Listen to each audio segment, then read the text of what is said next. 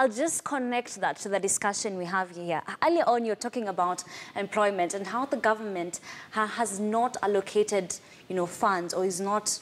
Some people are left out, because we've seen vox pops of people talking about, issues of tough economic times.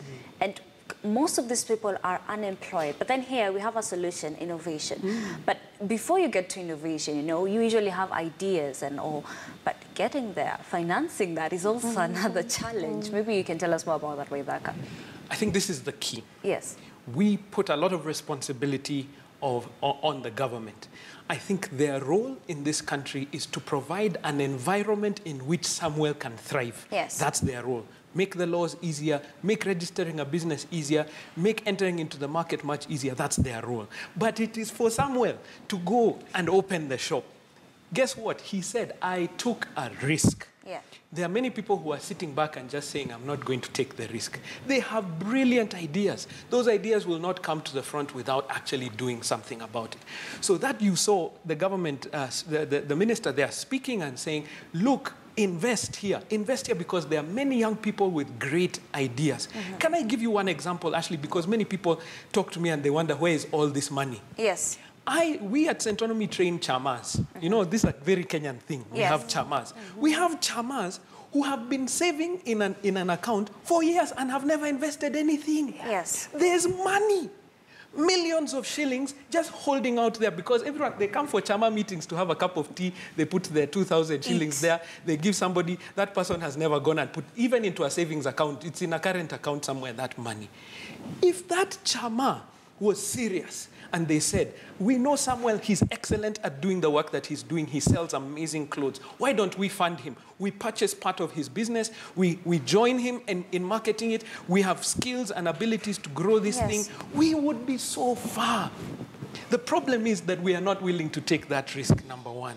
And then there's a lot of us where there's money that is just hanging around. And I'm speaking to you chamas out there.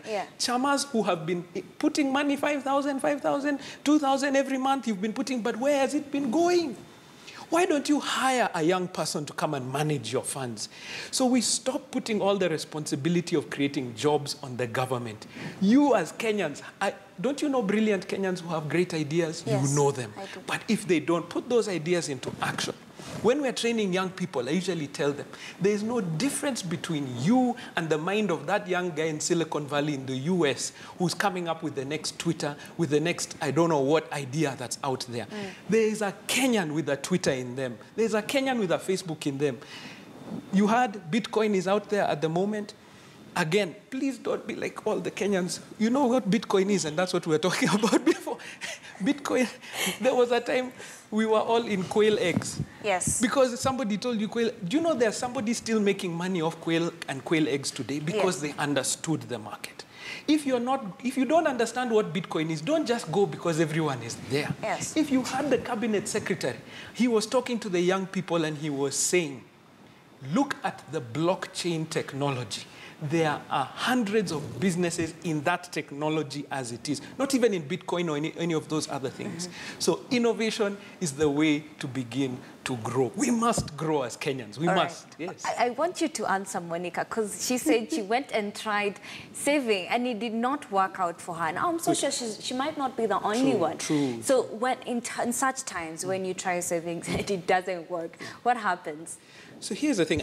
You see, now you're asking me to have a one-on-one with Monica. I hope you don't mind. I want to give you 1 minute to do that. The doctor is going to check a few things. Yes. So here's the thing. If we have, Monica, I don't know if you took the time. Remember the first assignment I gave you? I said for 1 month, you, your husband, and your children, write down every cent you spend. Did you manage? Not yet. You see, that's the problem. That's where you must start. Because if you're saving what you don't know, if you're saving what you don't have yet, then it's difficult.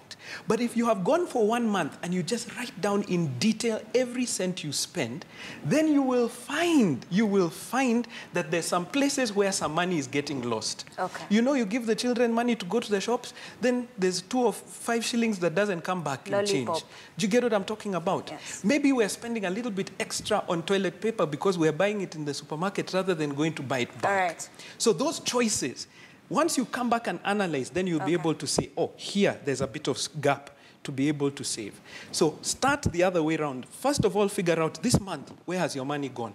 Then next month, you come back and analyze and say, I can do better here. Okay. That's the process. All right. In 1 minute that you have given. Thank you very much. Thank you, Samuel Chalo, who is a businessman. Next to him, Monica Onyancha, who is a teacher and also a parent. And last but not least, Waithaka Gatumia, who is the general manager of Centonomy. Thank you very much for making time and for joining us here on Morning Express. It's always a pleasure having you. That is where we wrap things up here on Morning Express. Thank you for being with us the past 4 hours. It's always a pleasure having you, and thank you always. I wish you a blessed day. Up next is News Center. I'm Ashley Mazuri. Enjoy your day.